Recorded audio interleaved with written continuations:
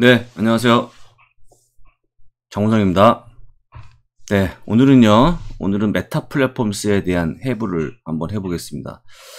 최근에 주가 많이 빠졌고, 이번 시적 때 워낙 주가 많이 빠지다 보니까, 지금 퍼가 내려오고 있고, 퍼가 오늘 아침 봤더니요, 퍼가 10배가 안 됩니다. 퍼가, PER이.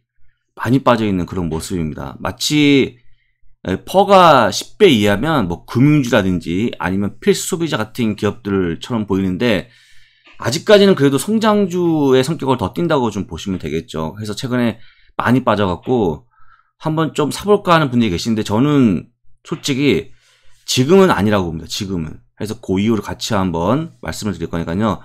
끝까지 잘 보시면 좋을 것 같습니다.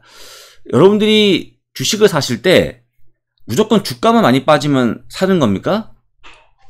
특히 이제 국내 주식 많이 하신 분들이 주가 많이 빠지면 언젠가 반등하겠자면서 매수하고 그러시는데, 물론 반등하겠죠. 많이 빠지면.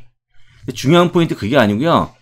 그 실적이 좋아지면 주가 사는 게 가장 좋다. 그러니까 주가 올라오는 이유가 여러 가지 있지 않습니까? 그냥 올라오는 것, 그 다음에 실적이 좋아져서 올라오는 것, 뭔가 두 가지 있다 그러면 여러분들은 그냥 올라오는 건 별로 의미가 없고, 주식은 맨날 움직이니까 뭐 빠졌다가 올라갔다 왔다 갔다 하고 있으니까 그런 것보다는 뭔가 실적이 좋아지는 그런 모습 보일 때 매수라고 다시 한번 조언드립니다. 한번 같이 보겠습니다. 자세하게. 예, 주가 많이 빠져있는 그런 모습이고요. 지금 99.20달러로 지난주 장을 마쳤습니다. 보시면 뭐 엄청나게 빠져있죠. 99.20달러면요 쭉 선을 그어보게 되면 한번 같이 보겠습니다. 예, 이렇게 그어보게 되면 거의 2015년 정도의 주가를 보여줍니다. 2015년 여름 정도에 상당히 많이 빠져있는 그런 모습이라고 좀 보시면 될 것 같고요. 물론 빠진 이유는 실적 때문이라고 좀 보시면 좋을 것 같습니다. 간단히 봤고요. 한 가지 한번 자세하게 또 뜯어볼 건데, 다음 페이지에 보시면 이렇게 나오는데요. 여러분들이 알고 있는 이 메타 플랫폼스의 실적은 딱 두 가지. 예, 보시면 좋은데요. 한 가지가 광고입니다. 광고. 그 다음에 이 광고를 뜯어보게 되면 어떻게 뜯어보냐면, 이 광고를 보여주고 있는 그 매체가 뭐냐면요, 뭐 페이스북, 그리고 또 하나 인스타그램, 또 하나 왓츠앱 같은 이렇게 좀 여러 가지 툴이 있죠. 근데 여러분들 이걸 묶어서 보통 패밀리라고 합니다. 패밀리하고 앱스라고 해서 아까 이제 페이스북, 인스타그램, 왓츠앱에 대한 이 전체에서 발생하고 있는 매출이 얼마냐, 광고 매출이 얼마냐, 요거거든요. 전반적으로 광고 매출이 아까 말씀드린 것처럼 271억 달러인데요. 여기다가 이제 추가 아더가 뭐냐면요. 보통 이 다른 거, 흔히 얘기하면 뭐 집을 결제할 때 그 들어가는 어떤 그런 비용을 또 벌 수 있고, 또 한 가지가 오큘러스 이런 것들이 포함됐다고 좀 보시면 좋을 것 같습니다. 한 1.68억 달러라고 좀 보시면 되겠죠. 해서 이걸 더하면 이 두 가지 더하게 되면 전체 매출이 얼마냐? 273.5억 달러. 예, 5억 달러라고 좀 보시면 되고요. 273.55억 달러 더하기 7.17억 달러. 여기 더하지면 뭐가 되면, 이게 뭐냐면 리얼티 랩스라고 해서 이게 이제 메타버스 매출이라고 좀 보시면 좋을 것 같습니다. 그래서 아까 얘기했던 그런 이제 광고에 대한 부분들, 그 다음에 리얼티 랩스 포함해서 전체 나온 게 뭐냐? 280.7억 달러. 그러니까 280억 7,200만 달러라고 보시면 되겠죠. 예, 여러분들 보통 숫자가 나와주면요, 보통 밀리언 단위. 그래서 100만, 1000만, 억, 10억, 100억이기 때문에 280억 7,200만 달러가 여기 나온다고 숫자가 보시면 되겠죠. 이게 바로 이제 전체 매출이라고 좀 보시면 좋아요. 이게 2020년 4분기에 나왔던 매출입니다.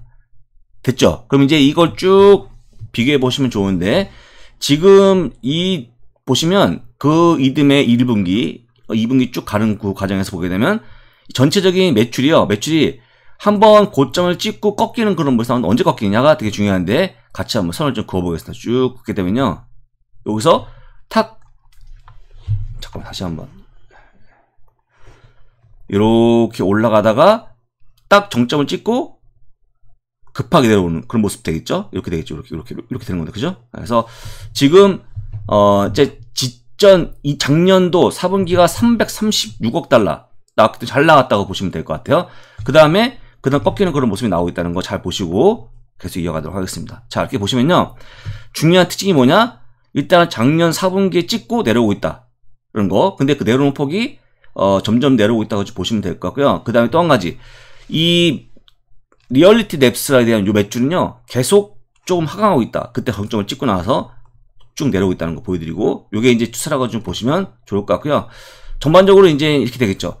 우리가 보고 있는 이 메타 플랫폼스에 대한 그 전반적인 광고에 대한 매출은 점점 줄고 있다. 그래서 지금 나와주고 있는 이 현재 272억 달러, 요게 요 수준이 언제적이냐면요. 딱 보시면 2020년 4분기가량으로 거의 돌아갈 수 있는, 비슷하지 않습니까? 라고 보시면 좋아요. 그러니까 이게 다 지워진 거죠. 그때 당시니까 많이 지웠다고 보시면 되고요. 그 다음에 기대했던 메타버스에 대한 매출은 급감하고 있다. 7억 달러 넘어갔던 매출이 2억 달러밖에 안 나온다는 거 이렇게 보시고, 아래쪽으로 보시게 되면요. 일단은 오퍼레이팅 인컴, 영업이익만 보시면 좋은데, 영업이익이 148억 달러 요때 나왔죠. 그 다음에 가로친 거 뭐냐면요. 마이너스. 그래서 요 메타 플랫폼스에 대한 매출에 대해서 지금 영업이익은요. 로스. 가로치면 로스거든요. 예, 음이란 뜻이 음수. 그러니까 쉽게 얘기하면 지금 우리가 보여주고 있는 그 위에 있는 광고에 대한 이거죠, 이거. 이거에 대한 여기 있는 거. 예.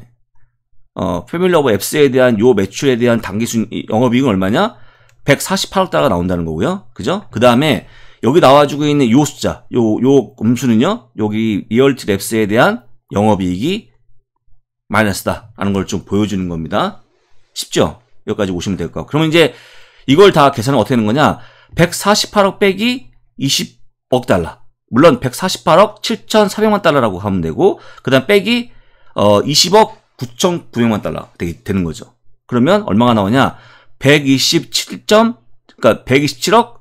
7,500만 달러. 이게 전체 정확한 영업이익이라고 보시면 좋을 것 같습니다. 영업이익. 그럼 이 영업이익 자체가 쭉 보시면 이때 한번 이렇게 쫙 슬로해지다가 한번 탁 튀었다가 다시 빠지고 있는, 급감하고 있는, 요때부터 2021년 4분기에 급감하고 있는, 4분기 급감하지 않습니까? 4분기 정점을 찍고 나서 예, 급감하고 있죠. 그래서 일단은 지금 영업이익 자체가요. 한번 더 지워보게 되면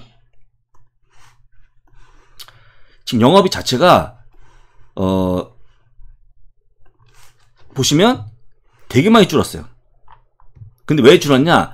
위에 있는 그 패밀리 앱스에 대한 매출 대비 영업이 크게 줄고 있고, 정확히 보게 되면 재작년 4분기에 148억이 지금 얼마가 됐냐? 100억 달러가 안 됩니다. 93억 달러. 거기다가 지금 커지고 있는 적자, 리얼티 앱스에 대한 적자는 커지고 있다. 그러니까 얼마가 됩니까?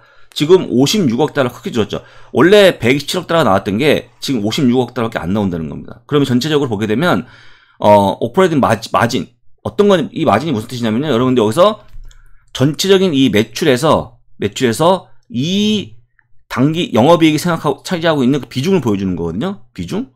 혹시 여러분들 모르실까봐 제가 한번 직접 시연을 해보겠습니다. 시연을. 예. 오늘 여러분들 공부하는 날이라고 생각하시면 좋을 것 같아요. 근데 공부를 왜 시키냐? 좀 이따가 한번 그 이유를 알 수 있을 것 같습니다. 한번 볼까요? 그다 자, 보면 되는데요. 여러분들이 지금 아까 봤던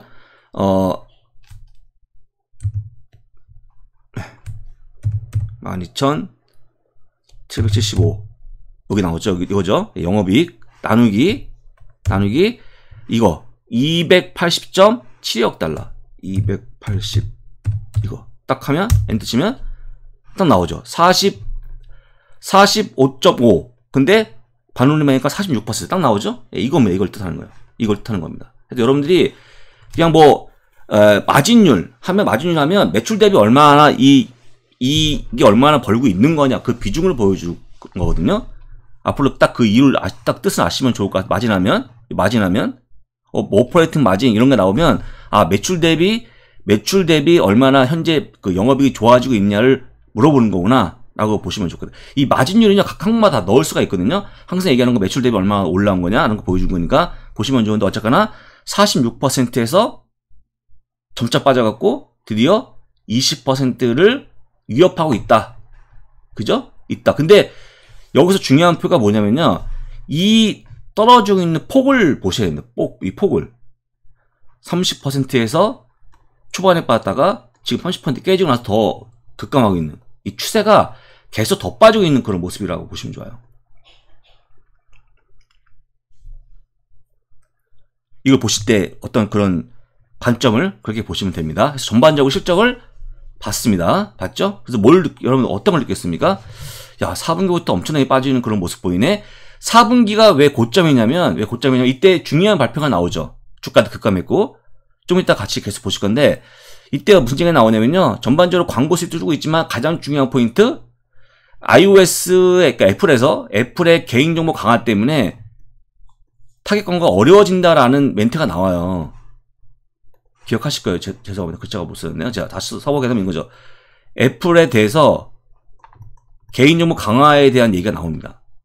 개인정보 강화. 그러니까 개인정보 강화되면 여기 그 페이스북 자체에 있는 강점 타겟 광고 둘만 모이면 타겟 광고 쏜다는 게 원래 마크 주커버거의 자랑이었거든요. 둘만 모이면 거기서 어떤 공통점을 찾아갖고 그걸 가지고 광고를 때린다는 거예요. 근데 어차피 개인정보 강화가 된다면 정보가 없으니까 그런 타겟 광고 안 되겠죠. 그죠? 그런 타겟 광고가 안 되면 지금처럼 경기가 어려워지면 다시 한번 얘기합니다. 온라인 지출에 대한 감소. 광고주가 광고 안 내겠죠. 첫 번째. 두 번째, 똑같이 아까 얘기했던 애플의 정보 강화. 또 안 되겠죠. 그것 때문에. 그 다음에 또 한 가 세 번째 뭡니까, 그럼? 틱톡 같은 무서운 강자의 등장. 이게 기차 등등이 좀 문제가 되는 겁니다. 근데 여러분도 아시겠지만, 다른 거 어떻게 해서 뭐 풀어간다 쳐도, 지금 중요한 거 있죠? 뭐, 경기가 좋아지면 광고를 내겠죠. 좋아진다 쳐도, 애플의 개인정보 강화, 틱톡에 대한 그런 무시무시한 강력한 경쟁자의 등장은요, 막을 수가 없어요. 막을 수가 없다. 그래서 지금 전체적으로 어려워지고 있다고 좀 보시면 될 것 같고요. 넘어갑니다. 주력 사업을 보게요. 주력 사업. 주력 사업이 뭐냐? 메인 비즈니스가 뭐냐? 그게 중요한 거니까. 여러분들 이제 광고의 광고, 애드버타이징. 광고를 90.7%가 광고입니다. 광고. 이거. 끝났죠? 얘기할 필요가 없어요, 여러분들. 별로 없어요. 이게 다 보시면, 물론 여기 나오는 거 뭐, 페이먼트 지불 결제해서 피도 받고, 오큘러스 받고 하는데 이런 거는 별로 의미가 없다. 그냥, 제가 볼 때는 별로, 그냥 다 광고라고 보시면 좋아요. 다. 이게 다예요. 메타플러스에 대한 전체 매출. 그러니까 광고가 엄청 중요하다고 보는 거죠. 예, 광고가 되게 중요합니다. 예, 그래서 광고를, 그래서 메인 비즈니스가 없다. 우리가 메인 주력 비즈니스가 잃었다 그러면, 이걸 잃은 거예요, 이걸 잃고, 그 다음에 이게 줄면, 반대로 아까 했지만 메타버스 분야가 올라야 되는데, 메타버스는 적자가 커지고 있고, 광고는 전 쪼그라들고 있고, 그 현재 메타 플랫폼스의 모습이라고 보시면 될 것 같고요. 이게 주력 사업이고. 그 다음에 전반적으로 보게 되면, 그러면 이제 왜 메타 플러스나 그러냐. 광고가 뭐 얘네만 있는 거냐 하는데 여러분들 전반적으로 보게 되면 평균, 보게 되면요. 메타는 98%가 광고에 관련한 매출입니다. 그죠? 그럼 알파벳은 뭐냐? 57대 48로, 43으로 약간 좀 덜해요. 여기 뭐가 있습니까? 검색 엔진에 대한 또 부분들. 검색 엔진, 똑같이 광고죠. 그게 아니고, 여러 가지 다양한. 지우고. 네, 이쪽은요, 알파벳은 광고도 57%, 나머지는 뭐 구글 클라우드 같은 거 또 다른 것도 있어요. 절반 정도가. 그러니까, 알파벳도 물론 광고에 국한되어 있지만, 많이 좀 비중을 차지하고 있지만, 약간의 하락이 약간 좀 제한이 돼 있는 거죠. 반대로 메타는 광고가 죽어버린 모든 사업이 그냥 거의 끝장나고 있는 그런 모습이라고 보시면 될 것 같아요. 일단은, 그렇게 보신 다음에, 제일 중요한 거, 그러면 미래에 대한 모습이 어떤 거냐를 같이 한번 확인해 보도록 하겠습니다. 예. 자, 이 표를 잘 보셔야 되는데요. 여러분들이 이 표만 잘 보시면 오늘 끝납니다. 여기 모든 거 담겨 있으니까. 같이 따라오시면 좋을 것 같은데, 첫 번째, 2022년 4분기. 다음 분기 전망입니다. 다음 분기 전망. 그 다음에 내년, 전체 올해 전체 분기. 그 다음에 내년도, 내후년까지 나와주고 있는데요. 여러분들이 중요한 포인트만 읽으시면 될 것 같습니다. 예. 자, 자, 전반적으로 보게 되면 전체 매출 보시게 되면요. 직전 4분기까지 보게 되면 전망 3분기까지 나왔으니까 자, 지금요. 이게 올드 과거의 전망치 왼쪽에 있는 게 신규 전망치입니다. 보시면 다음 4분기에 대한 전망치 매출 전망치가 얼마냐? 317억 달러. 지금 앞에만 읽을게요. 뒤에 너무 기니까. 예. 요거였는데 전반적으로 조금 더 내렸죠. 315억 달러. 0.7%포인트가 더 내려갔습니다. 그죠? 내려갔어요. 아까 얘기했던 아더가 뭐냐면 아까 했지만 광고 그 아더가 뭐냐면 여기 나온 것처럼 페이먼트 같은 그런 기타 등등 그러니까 지불결제 도와 뭐 광고 실리면 그 광고주가 뭐 결제하잖아요. 결제에 대한 그 피를 받아가는 게 그 기타 매출이라고 보시면 좋아요. 어쨌거나 전반적 매출이 좀 떨어진다고 지금 과거치보다 신규 요번에 새로운 그 추정치는 좀 더 빠진다고 보시면 될 것 같고요. 그죠? 그 다음에 이거에 대한 원가 코스트 오브 레버뉴 이게 뭐냐면 코스트 이 매출에 대한 원가 얘네들 원가가 뭐가 있을까요 여러분들? 원가 뭐가 있어요? 뭐 기기 뭐 이런 게 되겠죠. 뭐 그래서 데이터 센터 같은 것들 아니면 뭘 저장해야 되는 거니까 여러 가지 뭐 서버라든지 기타 PC 관련 제품들 그다음에 뭐 직원들 뭐 있겠습니까? 사실은 보게 되면 거의 원가가 없는 솔직한 얘기 이런 얘기 하지 않습니까? 페이스북 알파벳은요 PC 한 대만 있으면 사냥 가서 할 수 있는 사업이다. 사냥하면 되겠죠. PC만 있으면 되는 거니까. 그죠? 물론 이제 농담으로 얘기하면 그 정도로 뭐 공장을 짓거나 그럴 필요가 없다는 거죠. 그래서 보시면 코스트가 지금 64억 달러 하니까 이 지금 보게 되면 315억 달러에서 64억 달러 빼게 되면 그로스 프로핏 뭐냐면요. 매출 총익률이 251억 달러가 되는 거죠. 그죠? 예. 요게 그로스 프로핏이라고 하는 매출 총익률. 원가 뺀 거. 전반적으로 전체 매출에서 원가를 빼게 되면 나오는 값이 그로스 프로핏 해서 매출 총익이라고 표기합니다. 그럼 옆에 나오는 0.796이 뭐냐? 이게 뭐냐면요. 지금 보시면 제가 그 마진을 다시 한번 계산을 돌려보겠습니다. 자, 오게 되면 여기 나오죠? 여기 그 그로스 프로핏 이 그로스 프로핏이 매출 대비 얼마를 차지하는 거냐 보여주는 건데요. 그로스 프로핏이 251.2억 달러 251.2억 달러 나누기 지금 아까 얘기했던 전체 매출 315.64억 달러 나오죠. 315.64억 달러 따면 0.959 0.79 나오죠. 요 값이거든요. 됐죠? 다 밖 빼버리고 나온 게 그런 거다. 그러니까 지금 매출에 차지하고 있는 매출 대비 지금 그로스 프로핏의 비중을 보여주는 게 마진이라고 보시면 좋아요. 80%. 그러니까 약 80%가 이게 나오는 거니까 얼마가 매출이라고요? 얼마가 원가라고요? 20%가 원가다. 코스트라고 보시면 될 것 같죠. 얼마 안 되죠? 엄청 남는 거예요. 엄청 남는 사람 하고 있다고 보시면 좋아요. 라고 보시고요. 좀 지운 다음에 다시 한번 보게 되면요. 자, 그러면 이 현재 지금 나와주고 있는 이 매출 총 이익률을 가지고 한번 말씀드려보게 되면 한번 연도별로 끊어보겠습니다. 연도별로 끊어볼게요. 연도별로 끊어보게 되면 지금 보신 것처럼 올해 올해까지 올해 이제 안 끝났으니까 이 4분기를 다 엎어버리면 올해가 얼마 나오는 거냐 전반적으로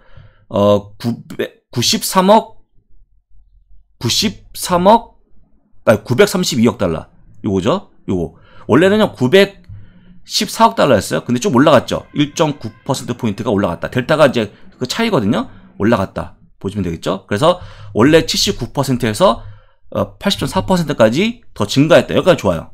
뭐 조금 차이니까 그렇다 치죠. 근데 다음 내년도 보시게 되면요.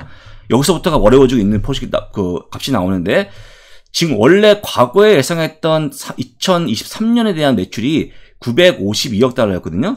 보신 것처럼. 근데 이번에 새롭게 다시 한번 신규 측정한 그 전망치가 얼마냐? 939억 달러입니다. 더 감소했죠. 감소했습니다. 이게 정확하게 1.3%포인트가 내려간 겁니다. 그죠? 내려갔어요. 그렇습니다. 좋습니다. 그러면 다음 그 이듬해 2024년인데요. 원래 1148억 1148억 전망을 했는데 매출 총이익률이 전망했는데 1097억 달러까지 더 빠졌죠. 4.4%포인트가 더 급감합니다. 그죠? 급감하고 있죠? 그러면 이게 끝이냐? 아까 봤지만 매출도요? 매출도 내년도 매출은요, 1212억 달러 했는데, 1195억 달러. 내려갔죠, 조금? 1.4% 내려갑니다.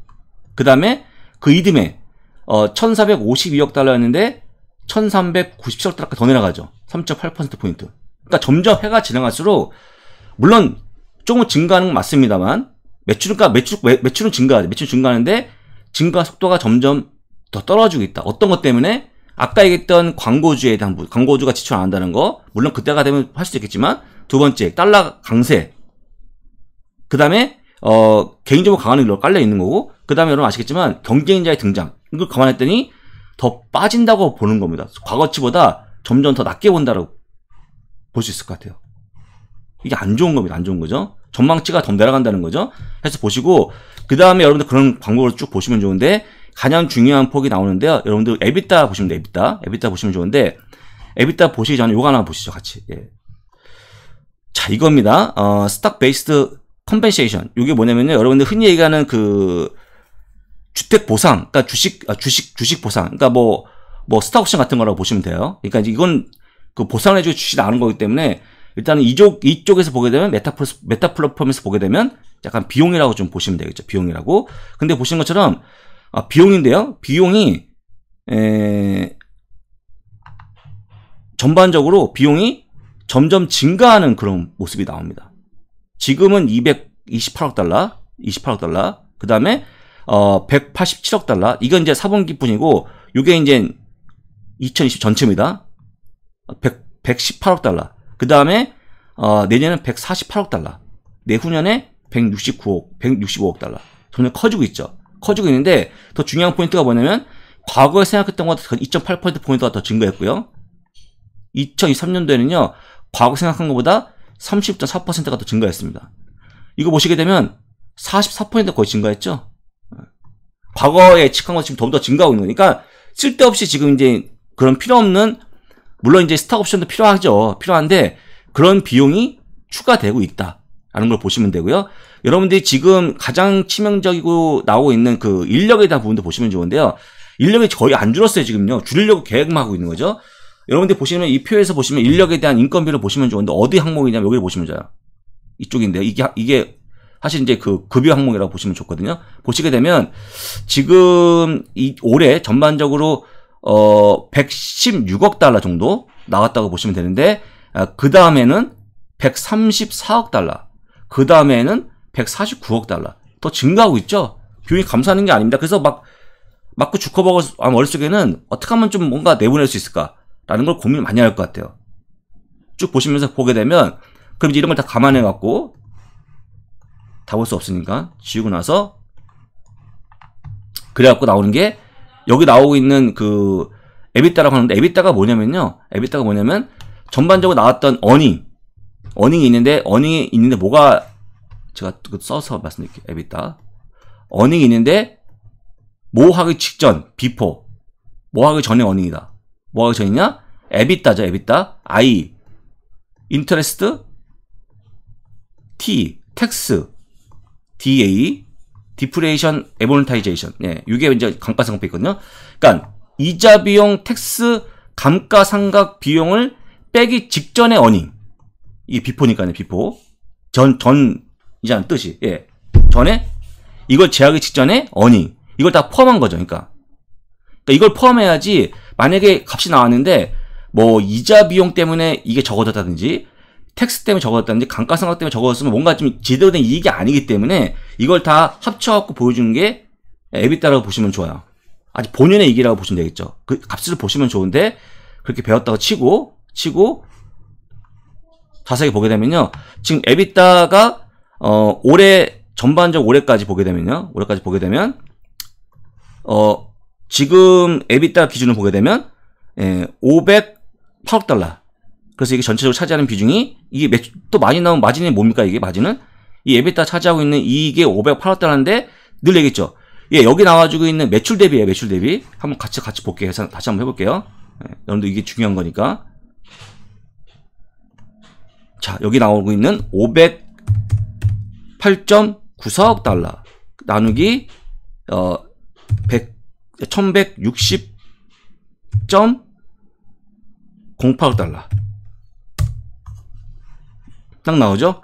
43.9%. 예, 이게 거의 반올림하면 된 거 아닙니까? 나오잖아요. 그죠? 그래서 매출 대비 에비타에 대한 그 비중을 보여주고 있는 거라고 보시면 좋을 것 같고, 그래서 쭉 보여주고 있는데, 다시 보게 되면요, 에비타가 여기서 보시면 올해는 별 상관이 없어요. 근데 내년도 에비타가 원래 예상했던 515억 달러보다 약 11.1%포인트가 더 줄게 새롭게 측정이 되어 있습니다. 아까 보여드린 그런 악재 때문에.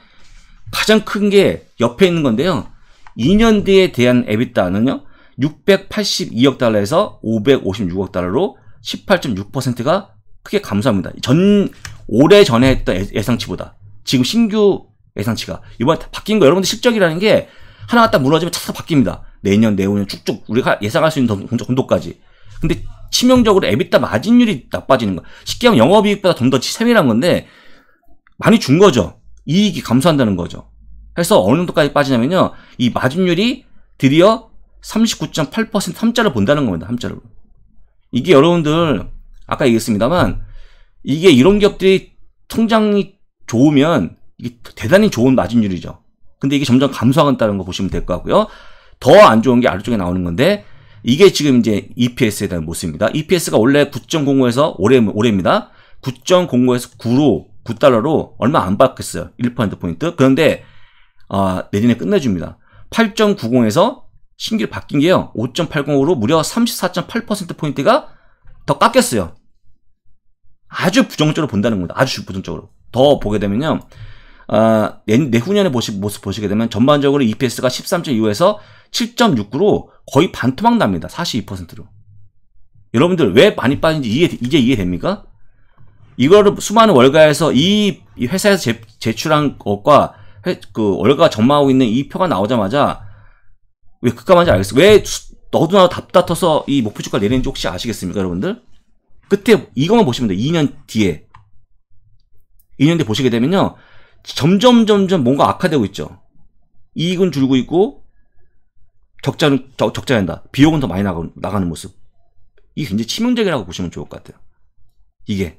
그래서 내후년에 일이지만 전반적으로 에비타 마진에 대해서 기존의 47.0%에서 39.8% 크게 내렸다는 거 보여드리고, 그 다음에 당기순이익까지 포함한 EPS가 여러분들 당기순이익도 마찬가지, 네인컴도 마찬가지예요. 네인컴도 보시면 나오지 않습니까? 367.16억 달러에서 210.54억 달러까지 무려 42%를 내립니다. 이번에 실적이 나온 다음에. 최근의 모습이에요. 최근에. 그 다음에 아까 얘기했던 13.25달러에서 7.69를 크게 내리죠. 이게 메타의 모습이다, 현재 라고 보시면 될 것 같습니다. 마음이 아프지만, 예.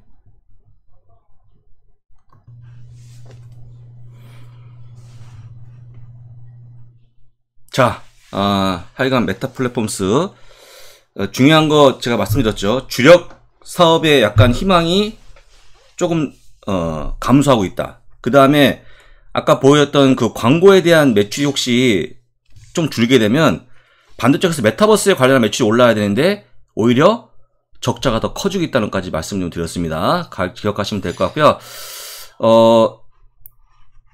요거 하나 홍보하고 넘어가도록 하겠습니다.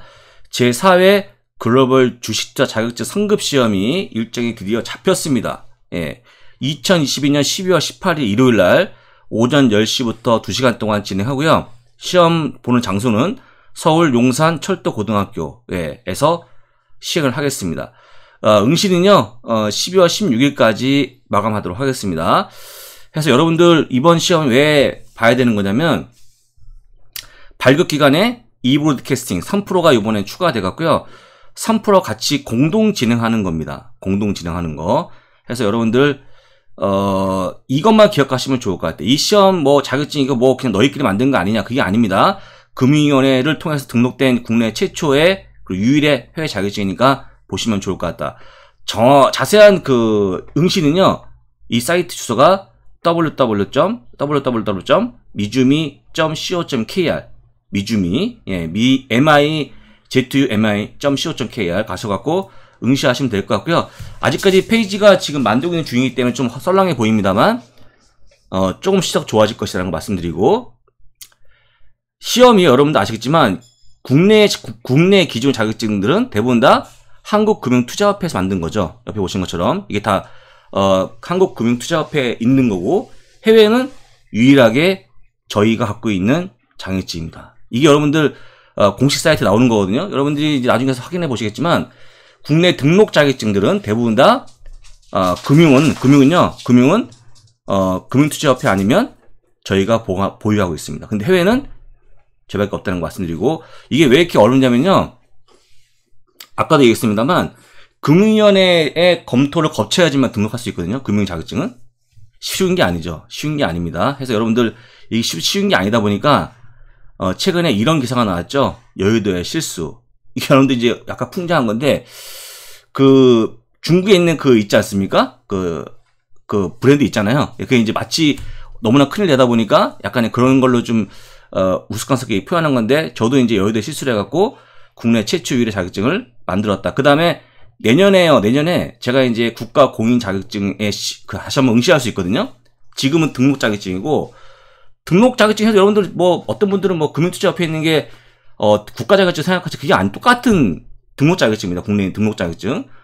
근데 제가 내년에는요 공인 자격증 한 번 더 업데이트하려고 응시를 준비하고 있으니까 되면 아마 보유하신 분 상당히 좀 뭔가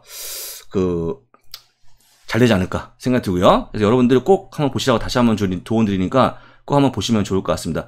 이건 아직까지 뭐 공식화된 거 아닌데 일부 여러분 생각해 보세요. 이 시험 자체가 제가 이제는 3% 같이 진행하지 않습니까? 그래서 여러분들 시험에 응시하셔갖고 만약에 고득점 하게 되면 제가 이제 그걸 만들려고 하고 있는데 뭐 증권사의 인턴에 약간 점수 더 줘갖고 채용이 되는 부분들 그 다음에 저의 들에 이어서 뭔가 방송이라든지 프리랜서 활동하신 분들 제가 또 프로그램 짜고 있으니까 그 여러 방면으로 키울 생각이 있으니까 한 번씩 꼭 응시해 보시고 꼭 합격을 하시기를 다시 한번 조언드립니다. 여러분들 아시겠지만 유일하게 남아있는 아직까지 인력이 부족한 부분이 해외 자격증, 해외 투자 부분이 굉장히 부족해요. 아마 증권사 아시는 분들 있으면 물어보시면 대부분 알 겁니다. 근데 제가 보기에요. 여러분들 지금 이제 저는 좀 우스워 보이잖아요. 근데 3% 같이 진행하면서 뭔가 자격증에 대한 권위를 높일 거니까 이번 기회가 좋을 것 같다. 사회까지만 좀 쉽게 보고 그 다음부터 어려지지 않을까 싶으니까 꼭 아까 사이트 다시 한번 들어가서 다시 한번 요 뮤지미 사이트 가셔갖고 응시 한번 해보시고 필요하신 분들은 수강까지 한번 이용해 보시면 좋을 것 같습니다. 꼭꼭이요. 자, 넘어갑니다.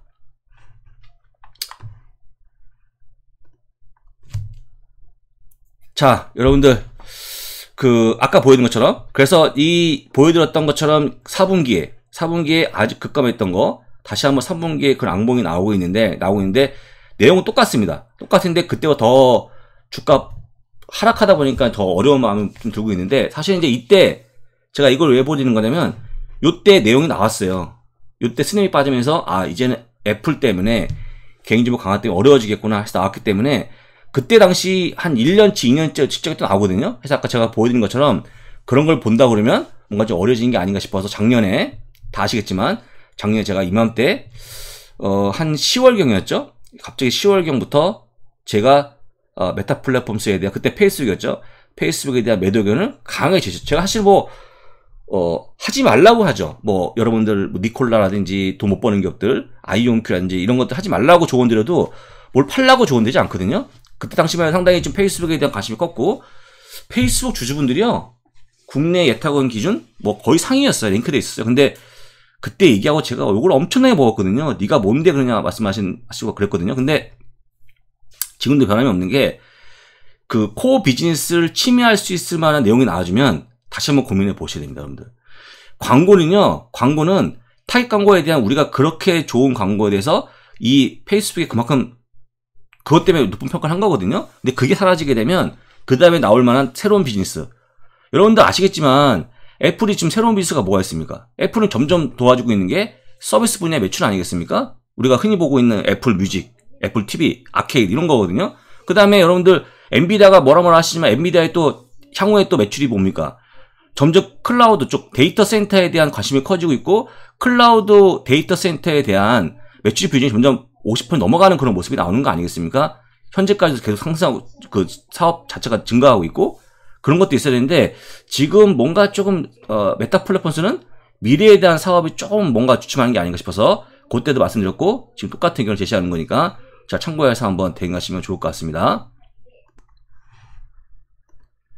자 그래서요 또 한번 그 약간의 메타 플랫폼스가 수모를 받고 있는 그런 모습인데 어느덧 월마트의 시총이 뒤졌습니다. 예, 상당히 좀 마음이 아프죠. 얼마 전에 또 제일 먼저 뒤진 게 엑스모빌에 또 뒤지는 그런 모습 보였거든요. 그때 상당히 좀 저도 마음이 아팠는데 월마트까지 더 시총이 높아지는 그런 모습 보였다는 거 보여드리고요.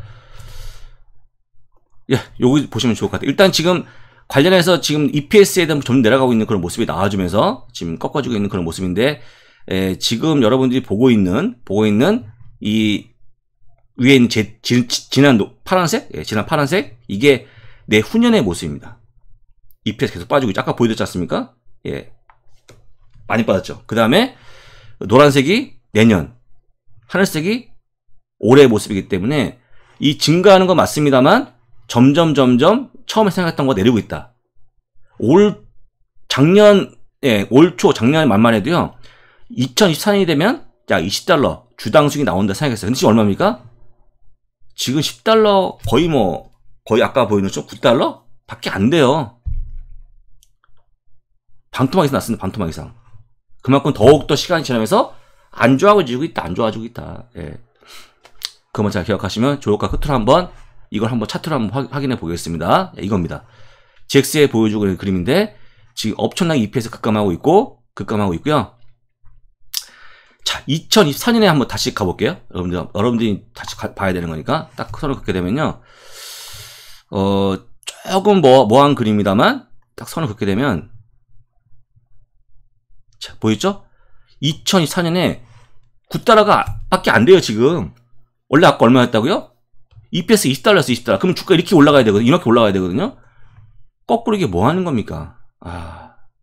안타깝죠? 이게 현재 지금 메타 플랫폼스의 내용이니까 잘 기억하시면 좋을 것 같습니다. 안타깝지만 저도 어쩔 수 없지만 여러분들한테 그래서 그냥 뭐 무작정 주가 빠지면 욕하고 뭐 뭘 할 게 아니고요. 진짜 제발 부탁입니다. 내용을 좀 보시고 근거를 보시고 그 아까 보이는 것처럼 주력 사업이 뭔가 주고 있다. 그 다음에 현재의 실적과 미래의 실적을 보시게 되면 더욱더 안 좋아지고 있다. 그럴 때는 뭔가 생각 달리 하셔야 돼요. 뭔가 신호를 계속 보내고 있는 거거든요. 만약에 메타 플랫폼스 지금 내가 새로 사겠다 하시는 분은 언제 사면 되겠습니까? 그럼 여쭤봅니다. 적어도 올해는 아니죠. 올해 아니고 내년 한 하반기부터?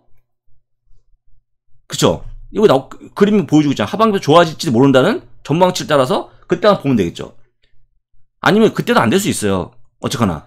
그래서 제가 볼 때는 적어도 지금은 아니라는 거 다시 한번 기억하시고 잘 대응하시면 정말 좋겠습니다. 정말. 예, 정말. 이상 여유되실 수 장우석이었습니다.